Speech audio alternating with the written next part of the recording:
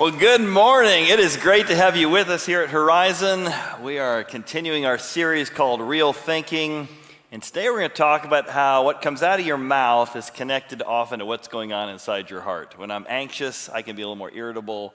When I'm frustrated, I can be a little more angry. And so I thought today, in preparation for this, I'd look at maybe the top 5 reasons my mouth has got me in trouble. Now, these are things I've done, but maybe things you've done as well. Top 5 ways my mouth's got me in trouble. Number 5, you try the well-crafted art of honey, calm down, you're getting hysterical. Followed by, you're blowing this out of proportion. Always serve me well, just a little tidbit for today. Number 4, you know, this time, your spouse would love your advice on how to drive. They love that kind of thing. Number 3, you decide now is the perfect time to helpfully point out that the dishwasher was loaded wrong again. Man, people love that kind of thing. Number 2, you use your finest Greek logic. You calmly explain, honey, you made me mad. So, if you really think about it, what I said back is your fault. Don't recommend that one either. And number 1, way you get your mouth in trouble is you start any sentence with, no offense, but, ... Or, what do you mean you don't like the gym membership I got you for your birthday? There's a couple things to not do as we look at this next song, Has Your Stupid Mouth Ever Got You in Trouble?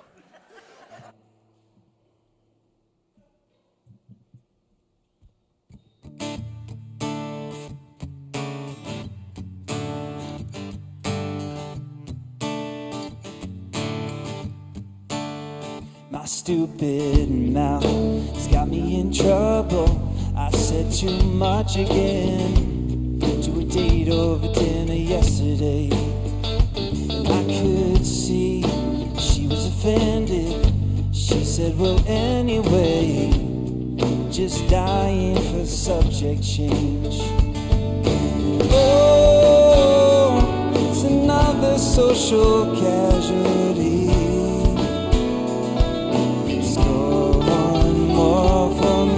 How could I forget? Mama said, think before speaking, no filter in my head. Oh, what's a boy to do? I guess I better find one soon, yeah.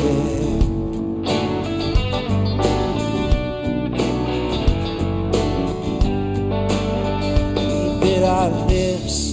She looked out the window, rolling tiny balls of napkin paper.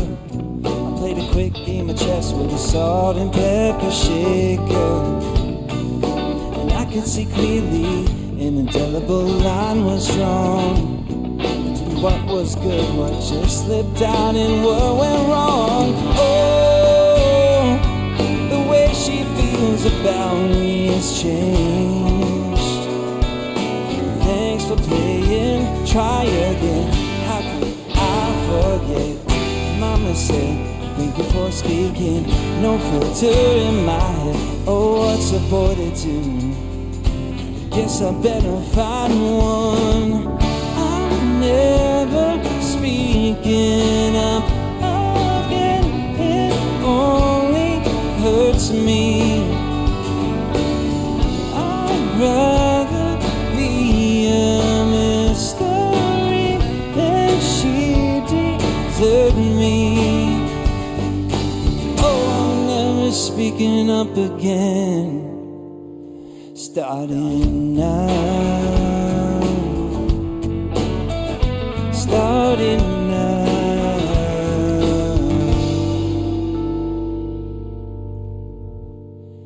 One more thing, why is it my fault? So maybe I tried too hard, but it's all because of this desire.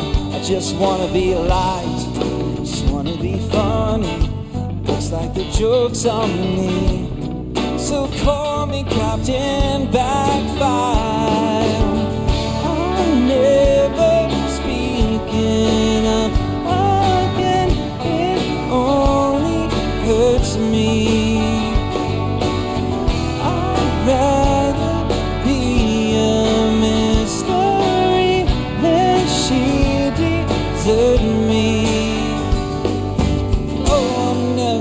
speaking up again. I'm never speaking up again. I'm never speaking up again. Starting now. Starting now.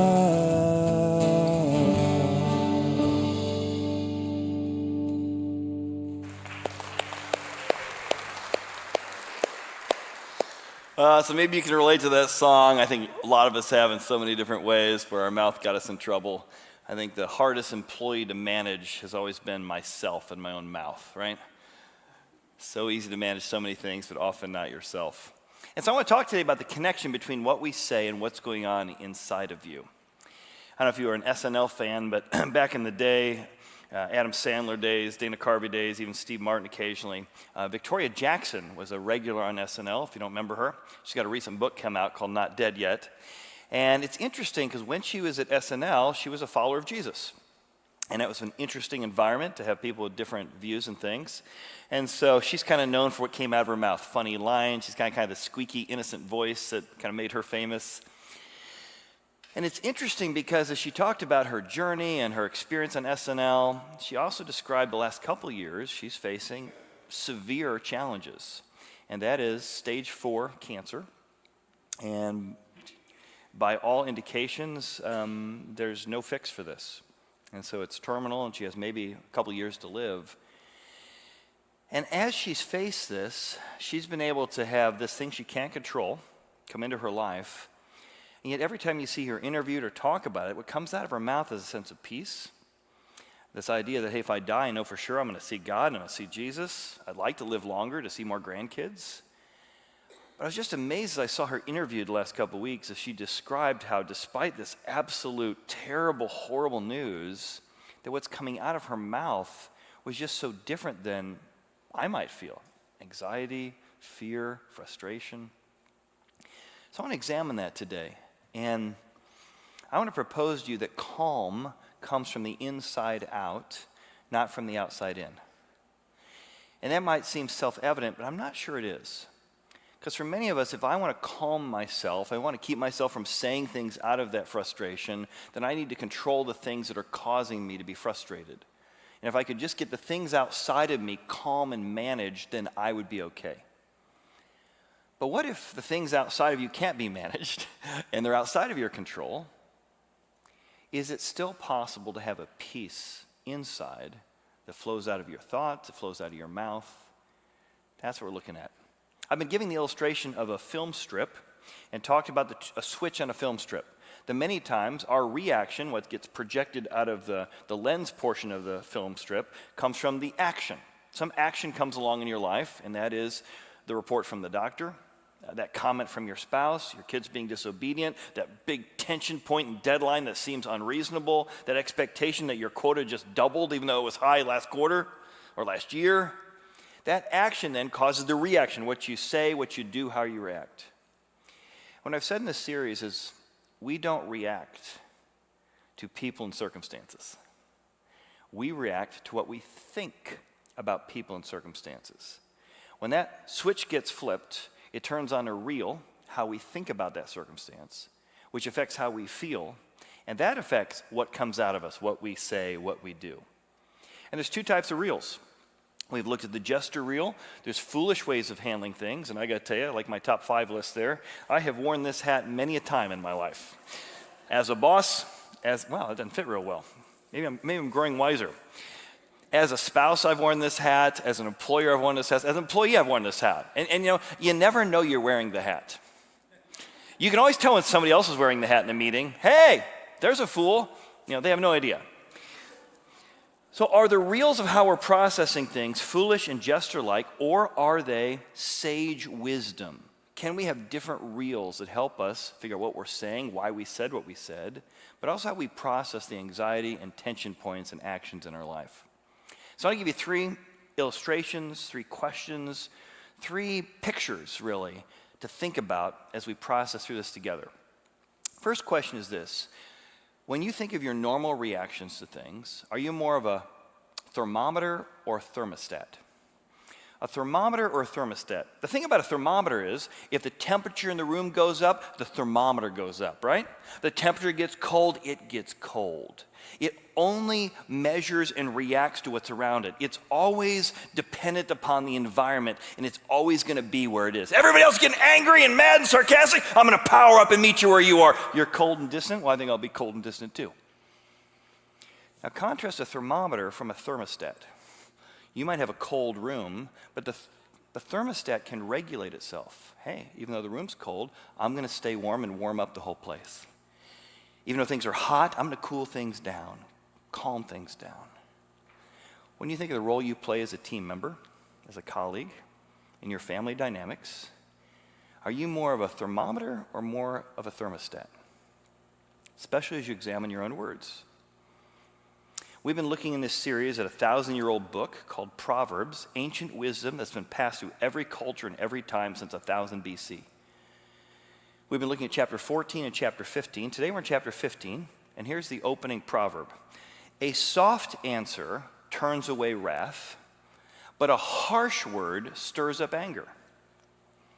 The thermostat says that even though there's wrath around me and people are getting all tense, getting all anxious, getting all angry around me, even though there's wrath around me, I'm going to remain soft, empathetic to what's going on, tender in my response. I'm not going to return anger for anger. And when I do that, I put on the sage hat, and I actually match wrath with a soft answer. Well, tell me what's going on. I'm going to be a little curious. Let me see where you're coming from. It actually tones things down. It calms things down. In contrast to that, the non-sage advice, the foolish advice, is a harsh word, in response to a harsh word, just stirs it all up, makes things even worse. Now it's blowing up even further. It's escalating.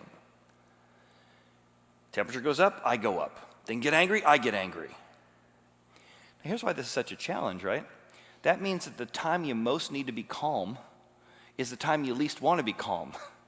The time you most need to be empathetic is the last time you want to be empathetic. The time you most want to not be angry is the most time you're most tempted to be angry. And the words here in Hebrew, the word soft is like a newborn skin. How do I keep tender toward? I do love my team, even though I'm annoyed right now. I do love my spouse, even though I'm annoyed by her behavior, his behavior right now. And a harsh word is a painful, grievous, sorrowful, and it just stirs things up. And you've seen that, right? We've seen very dysfunctional, unhealthy people. I've been dysfunctional, unhealthy people. Now, there's some brain science to validate this. So if you look at the brain has two different reaction systems, the amygdala and the prefrontal cortex, and both are important. And that amygdala is what happens when you have a quick reaction. You know, you touch the pot, oh, that's hot, ooh, and your body just immediately doesn't have time to think about it, just get back, step back, it's a snake, get out of here. Well, what happens oftentimes in relationships is that same amygdala is stuck in place, and we don't have time to think about our reaction. Think about our spouse might have a point. We react before we listen. So part of the science in this is that we need to actually engage that reel. That even our reaction is that a threat? Reaction, but directly to the emotional response. I need to instead engage my prefrontal cortex to say, all right, why am I reacting this way? Let me slow myself down. How am I thinking about this? I'm not under attack. I don't need to run. Maybe what feels like an attack to me is them just having a bad day. Let me try not to take this personally so I can be here for them. That takes a lot of work. It takes a lot of work. But the sage wisdom is saying if you want to be a thermostat, you're going to have to engage your prefrontal cortex. Otherwise, your body, your lymphatic system is going to default directly to, is it a threat? You're going to react in an emotional way. Think of my reels for a second. So if you look at these reels, what happens is when the amygdala is in place, you go directly from action, feel, and then reaction. You bypassed that prefrontal cortex. But what if you are thinking something, you may not realize it, I am thinking something, and many of us grew up in families where people said, you're making mommy and daddy mad right now. And what did you learn from that? Apparently, you're responsible for your parents' behavior. You made them mad.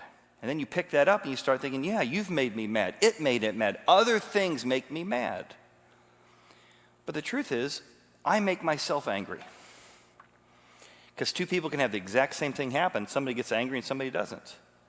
Two people can have the same thing happen. One chooses to be happy, one chooses not to be. What if I decide I'm going to decide to be happy regardless of what happens to me? A kid speaks up, I got to put them in their place.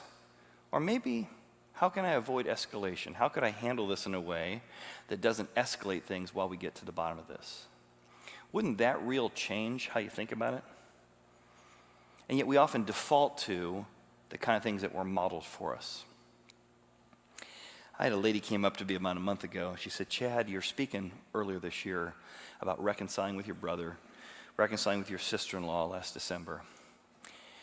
And you're talking about how even if somebody doesn't apologize, you could still choose to not be bitter and not be angry. I said, yeah, I remember that sermon. She said, I have just realized that my entire life I've practiced what I call the 3 R's. Like the 3 R's, what's that? Number 1, I rewind every conversation when somebody says something negative. Number 2, I resent them for everything they said. And number 3, I repeat the process. I said, wow, how's that worked out for you? She goes, not well at all. But I didn't even realize I was doing it. It's so ingrained in me, it's just what I've always done. And ever since I heard that talk, I've caught myself. And in the last month, I started saying, I'm not going to rewind, I'm not going to resent, and I'm not going to repeat. And I got to tell you, it has been the most unbelievable month of my life. I just feel so much freer.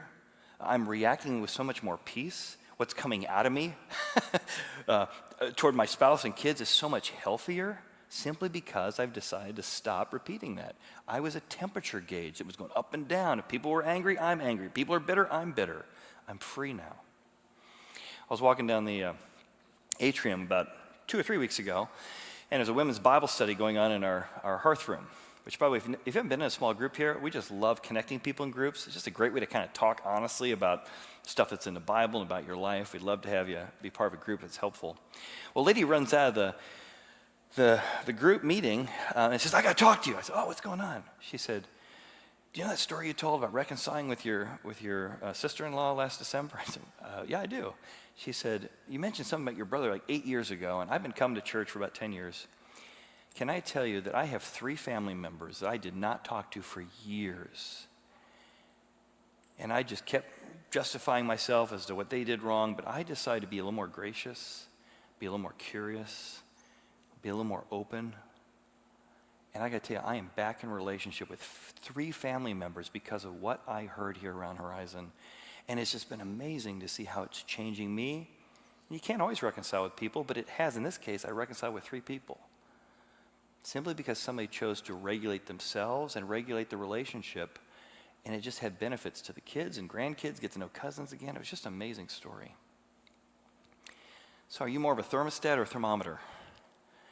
And it's not just about trying harder. It's like, well, I've tried harder. I need actually someone's help. God, I need your help to be more of a thermometer. I mean, more of a thermostat because I default to being a thermometer.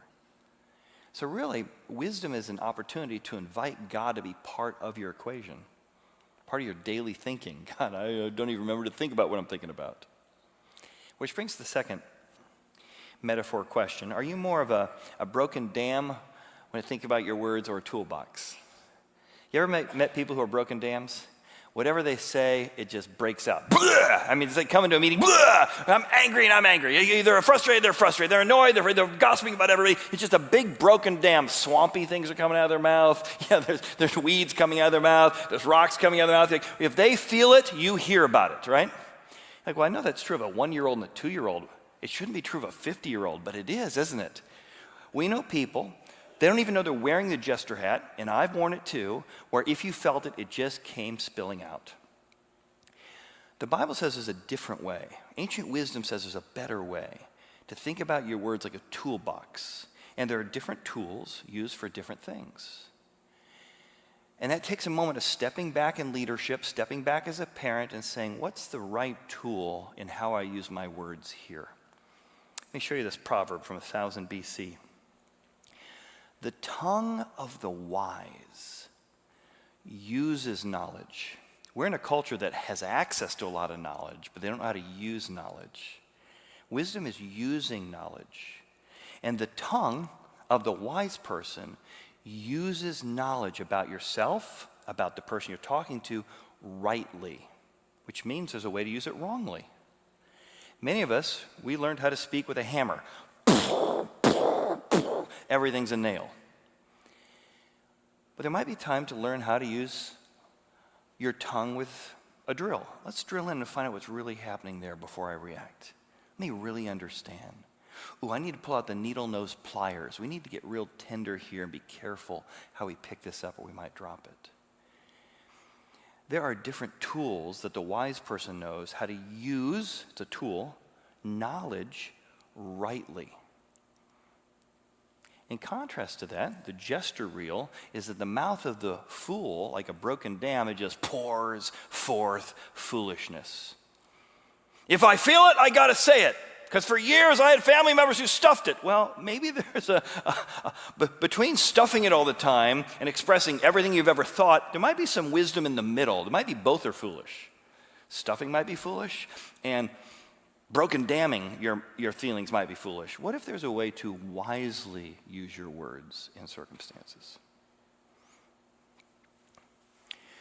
Let's look at a couple reels. So here's some of the reels we don't even realize we have when it comes to how we speak.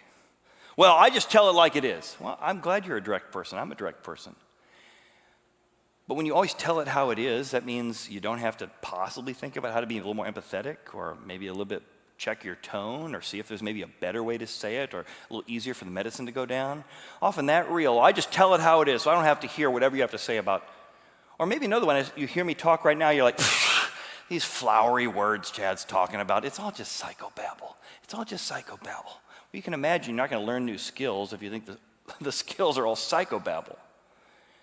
I mean, don't you know bosses that can come into tension positions and they can have a conversation, a tough conversation, and people come out and get better even though they didn't like what was said, and somebody else can just make the thing worse, it just stirs up anger? Don't you know parents who are able to guide and direct and they just know the right word to say at the right time? Like, man, that works differently than my method. My tools don't seem to work real well, but it's the tools my dad had, my grandpa had, and the great-grandpa had. Well, maybe you need some new tools. Maybe your spouse comes up to you and says, I think you may have been a little too strong on that, or I think you hadn't been strong enough on that. You need to set some better boundaries. You're like, well, they can't handle the truth. There's something wrong with them. They're just too sensitive. Well, maybe, or maybe you're a brute. Yeah, both could be true. Maybe they could be oversensitive, and maybe you could think a little bit more about the right way to say the right thing to the right person. John and I will occasionally do training on how to help people during times of grief. And so in the Jewish community, they teach what's called the sitting sevens. It's how to sit with people when they're grieving. And one of the things they teach you is when someone's grieving, in your desire to grieve with them, you want to say, well, this reminds me of the time I lost my cousin or my aunt or my whatever.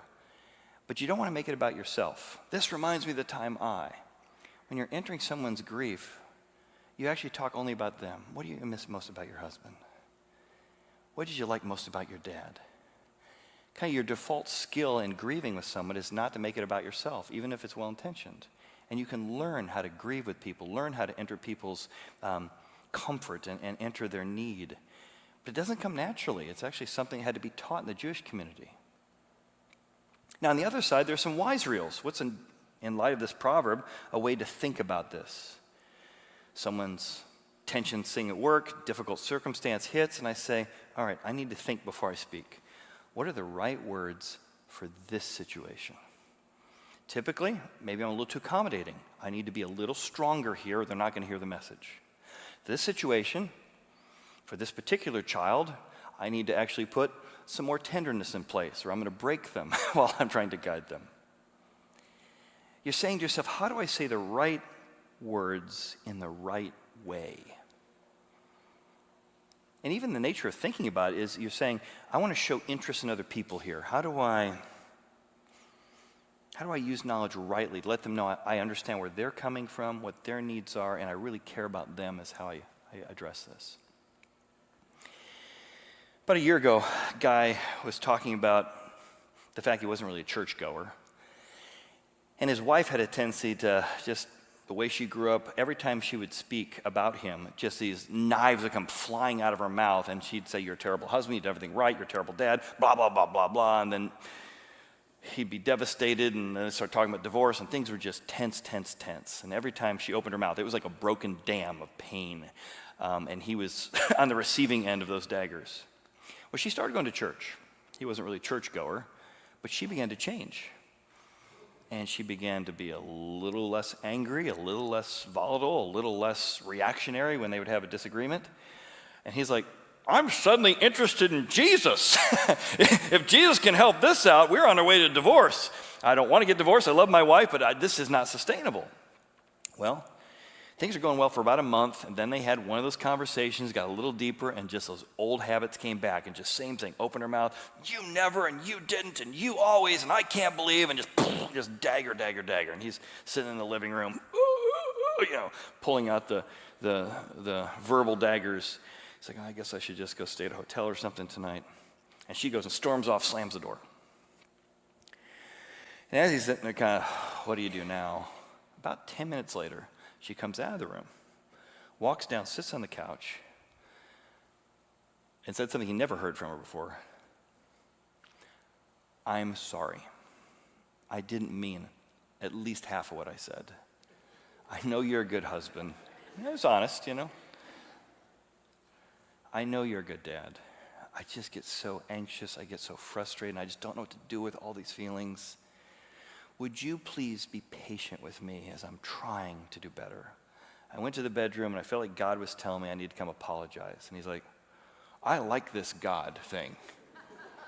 And he said he began to have a spiritual interest, and both together began to find, instead of telling each other where you're wrong, it was nice to have an outside source that could help direct you, nudge you to maybe not be that broken dam where your own anxieties or hurts or patterns from the past come out on people you love, right? One time, kind of a crazy story, I won't go into all the details as to how we got here because it's ridiculous, but I'm taking the kids and I've got a toolbox and I set it in the middle. This is not a wise decision. I set my toolbox in the middle of a tube I was pulling behind my jet ski. We were idle speed, and I just had to go a little distance to drop my toolbox off. My kids are like 3 or 5 at the time, and I'm like, guys, now whatever you do, toolbox is in the center of the tube. Don't touch it. Don't lose it. I just got to make it over here. We're going real slow. Okay.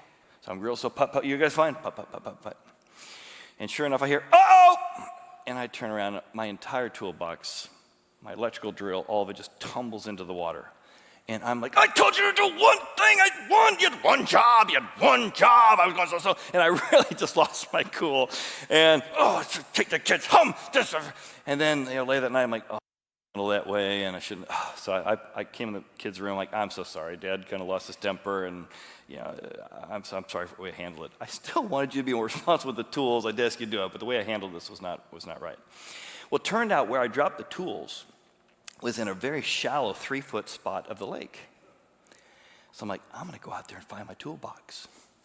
Get on my mask, snorkeling out there toward the evening, plunge down to where I think it dropped down, and I found it. And I grabbed my toolbox, got all my mostly hammers and screwdrivers, mostly good, but I did have my Craftsman electric drill in it. My dad always taught me, if you want a good tool, you got to go to Sears, Roebuck, and get those Craftsman. So I just bought Craftsman. So I come up out of the water. It's only about 3 feet deep there. So I'm standing up. I got my toolbox in my hand, nobody around me. And I got the Craftsman drill in my hand. I'm like, let's see. Vroom, vroom, vroom. It still worked. I'm like, Craftsman, this is awesome. Craftsman, buy Craftsman. It was like a Craftsman commercial for nobody but the birds who were listening to me.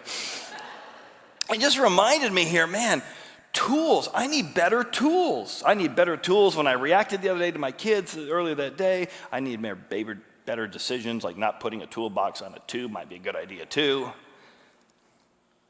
Isn't it amazing how a simple tool, a simple phrase can be very helpful to people?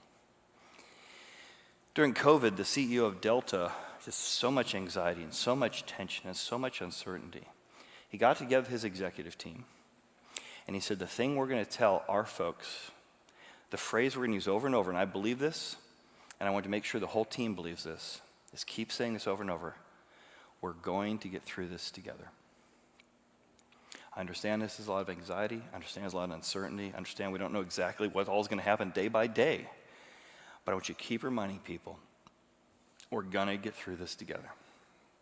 And that simple phrase became the right tool for the right company at the right time, amongst all kinds of actions they couldn't control. How about your tongue? Is it more of a broken dam or more of a toolbox? And do you need help Lastly, is my tongue more of a tree that nourishes others or more of a shattering? A tree of life. That when you think of the people you've grown in your business, the people you have helped coach of your business, do you see that they prosper, that they get better as leaders, they get better as people? Do you see that when you walk into the room, that just the people around you, they're kind of drawn toward your specific personality, but you're able to just nourish people by the leadership you give, by the way you speak, by the way you use your mouth around them to catch their strengths, affirm their unique abilities? Or do people feel shattered more often than not? Meaning you're characterized by this when you walk out of the room or walk into the room. This ancient wisdom continues in this book called Psalms. It says, a wholesome mouth. What the heck's a wholesome mouth? Think of it as whole. You're putting the pieces back together. Life has a tendency to kind of break us into pieces, but there's certain people that can just help you put the pieces together on how we're going to handle this project. Put the piece together when you feel like you've kind of been really shut down by the pressures of life. A wholesome tongue, a tongue that puts things back together, it's like a tree of life. It nourishes people. And that phrase, tree of life, actually comes from the first book of the Bible, where God put Adam and Eve in a tree with a tree of life. It brought nourishment to them. It brought life to them. That you want to be like a source of life to the people around you. Now, in contrast to that, you could have the foolish reel. The jester reel. But perverseness in your mouth, breaks the spirit. You ever found yourself, you get done with a big speech that you thought you're justified in, you just see you broke the spirit of your spouse, you broke the spirit of an employee, you broke the spirit of a kid, and you're like, oh, I need to say some of those things, but I probably should have said it better. I didn't want to break their spirit. Well, the word perverseness can actually mean, in Hebrew, it means distortions. And psychologists call these cognitive distortions. There's ways we talk to ourselves and ways we talk to others and ways we think that we distort the truth. There's like 20 of these. I'll just give you a few. Some of this is all or nothing thinking, which is it's black or white. You're either all for me or all against me. You either agree with everything I said or you're against me. What do you mean you don't think I'm right in what happened at work today? You either 100% agree, handled it right. Well, honey, I think just maybe you could. Oh, I guess you're not for me. It's all or nothing thinking. You're distorting your ability to get the truth because of that all or nothing thinking. Sometimes the distortions come in the form of what's called overgeneralizing. From one thing, well, if you're saying this, that means you mean this about everything. One thing in my life's going bad, so everything's going bad. Well, you can imagine if one thing's going bad, everything's going bad, you can imagine that'd make you feel very anxious, right? Because now your whole world's against you.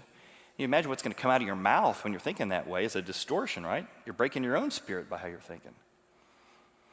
Many of us have a tendency to magnify or minimize. Somebody brings up an issue. I think the issue is this big. You're like, no, it's really this small. Well, no, I don't think it's that small. Yeah, come on, you're overreacting. You're being too sensitive. Well, I'm not sure I am. You might be minimizing. Other times it's like, oh my goodness, the worst day ever, right? If you ever had a teenager, you know that things that are this big become this big. Oh my goodness, I can't believe I'm never going to have a girlfriend again. Catastrophizing, right? Different issues can be hard enough without us catastrophizing or making them bigger. And so there's ways in which we distort. There's ways in which we pervert the truth, the ways in which we don't have access to the truth because we're not even thinking about it accurately. So here's what's interesting, how the Bible and Christianity is different from, say, other religions. Many religions will help you make wiser decisions. The Greeks talked a lot about wisdom, but wisdom was a thing for them.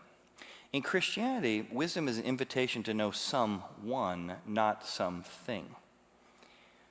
That God is the someone who wants to give you the wisdom. And maybe you've got some idioms or some thoughts in your life. You're like, you know what? My coach used to say this, and I still do it today. My grandpa used to say this, right? You do have the wisdom, but it reminds you of the someone, not just the something. Same way, God wants you to see the something he's offering, but realize it's coming from someone who cares about you. So earlier in Proverbs, wisdom introduces itself as a person. So here's wisdom talking. The Lord, that's the name for God, possessed me, wisdom, at the beginning of his way. Before his works of old, before he made everything in the world, he possessed me. I have been established from everlasting. So wisdom is a person who's lasted forever. And from the beginning of time, before there was ever an earth. this person existed with God. When he, God, prepared the heavens, I, the person, was there with him. When he, God, drew a circle on the face of the deep, when he established the clouds above, when he strengthened the fountains of the deep, they know there's fountains in the ocean, even at 1000 BC. Isn't that interesting? When he assigned the sea to its limits, I was beside him, like a master craftsman. The same person who helped craft the earth and the universe is available to be known by you, he's saying. What was he like? I was daily his delight. This is a God who's delighted in you. And God got delight from this. Rejoicing always before him. It's a source of joy. This wisdom brings joy in your life. Rejoicing in his inhabited world, and my delight was with the sons of men. I love to help people. And we show up to the biographies of Jesus, and John tells us that actually in the beginning was the Word. God was the Word. Jesus specifically was that wisdom that was with God at the beginning. So an invitation to know wisdom is to know someone who was with God at the beginning, and that is what Jesus reveals himself to be. Jesus wants you to get to know him so he can help you be that thermostat. Help you go, I got to learn some new tools. These old tools aren't working real well. Oh my goodness, I shattered some people's spirits. I have got to become a tree of life. And to do that, I need someone to be my tree of life. So how about for you? When you think about those three things we looked at, I'd like you today to pick one T to be the remedy you want to think about this week. One of those T's. Maybe when I talked about the difference between a thermostat and a thermometer, you're like, that's the T. And God, I want to invite you, whoever you are. I'm not sure I know you real well, but I'm interested in getting to know someone who could help here. Because I really, for the sake of my marriage, for the sake of my company, for the sake of whatever, I need to be more of a thermometer. And I need your help to do it. Maybe for others, you're like, I've really discarded this idea of using words more wisely. I've kind of like called it all psychobabble.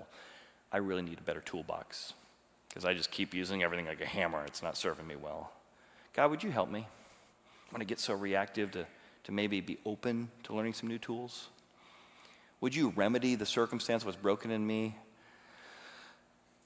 Help me deal with that anxiety in me or that reactionary in me. Or maybe it's the third T, the tree of life. Man, God, if you're a tree of life to me and want to be a tree of life to original creation, Adam and Eve, and if you're a source of wisdom that's filled with joy, I'd like a lot more joy in my life. If I can use my mouth to bring more joy, I'd like some of that. What a remedy. I mean, who doesn't want more joy in their life and delight in their life? So I'm going to invite the band to come out and do this last song. And I just want you to think of those three T's. Which one do you think would make the biggest difference in your life if you made that change, if God helped you make that change? Which one would make the biggest difference in your marriage, in your parenting or grandparenting? Which one do you feel like, they say old dogs can't learn new tricks. What if you actually did find you could learn and God could help you learn one of these three things and how you use your mouth? How might it be a remedy? Jesus had a brother named James, and James once said that no one can tame the tongue with their own efforts. You need God's help. Because the tongue is filled with a deadly poison. Isn't that the truth? This song you might recognize. It's saying, I need a remedy for my tongue. Because it can be a poison. But God has the antidote.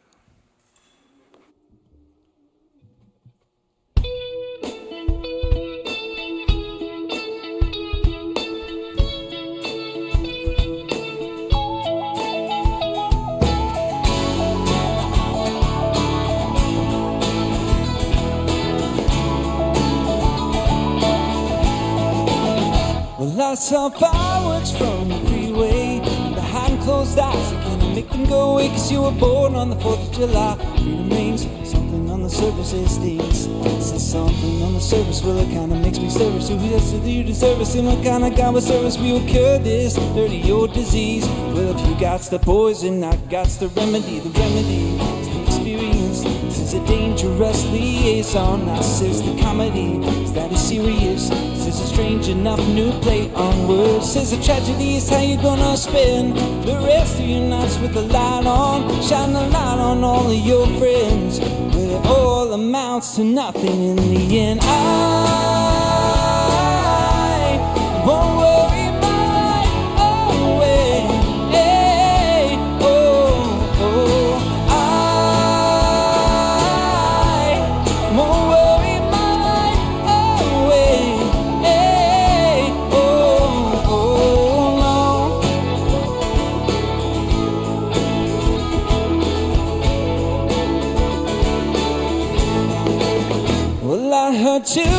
talking on the radio, in a crossfire cop in a reality show, uncovering the ways, planning the next big attack, where they were counting down the ways to stop a brother, and I'll be right back after this. The unavoidable kiss, with the minty fresh dead breath, sure to outlast its catastrophe. Dance with me. Well, if you got the poison, I got the remedy. The remedy is the experience. Says a dangerous liaison. Now says the comedy is that it's serious. Says a strange enough new play on words. Says the tragedy is how you gonna spend the rest of your nights with the light on. Shine a light on all of your friends. Well, it all amounts to nothing in the end. I won't worry my life away. Hey, oh, oh. I won't worry my life away. Hey, oh, oh, no. When I fall in love, I take my time. There's no need to hurry when I'm making up my mind. You can turn off the sun, but I'm still gonna shine. And I'll tell you why. Because the remedy is the experience. Says a dangerous liaison. Now says the comedy is that it's serious. Says strange enough new play on words. Says the tragedy is how you gonna spend the rest of your nights with the light on. Shine a light on all of your friends. But it all amounts to nothing in the end. I won't worry my life away. Hey, oh, oh. I won't worry my life away.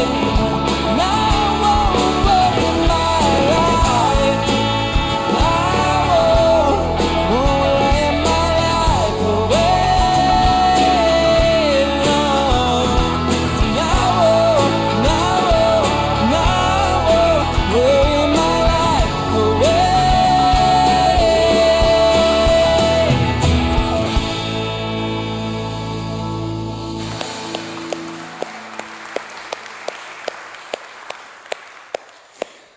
Man, can you believe he got all those words out of his mouth? That was amazing, wasn't it? Talk about your mouth this morning. Well, maybe you need help, and maybe you need a remedy, and you're like, man, I just need someone's help. I want to give you a chance to do that. Just simply say, God, I want your help with that. So let's just pray together, and maybe in your own words say, hey, God, I need help with my mouth. Help me how I talk to myself. Maybe you want to mention, I worry to myself. I get angry to myself. I get annoyed at other people. Help me. And just pick one of those T's. Say, God, help me be a thermostat. Help me with new tools in my toolbox. Help me see how I can be a tree of life to others. And God, I ask for the same thing. Help me to know how I can do that better and with all the people I interact with, to put other people's needs ahead of my own reactions and my own frustrations and annoyances at times, and all that, Father, to see people the way you see them. In Jesus' name, amen. Thanks for being here. We would love to say hi, especially if you're new with us in the last couple of months or even years. Sometimes we get a chance to say hi. Third door on your left is the hearth room. Some folks there. We'd love to say hi, and I'll be walking over there in a little bit. Thanks for being here today.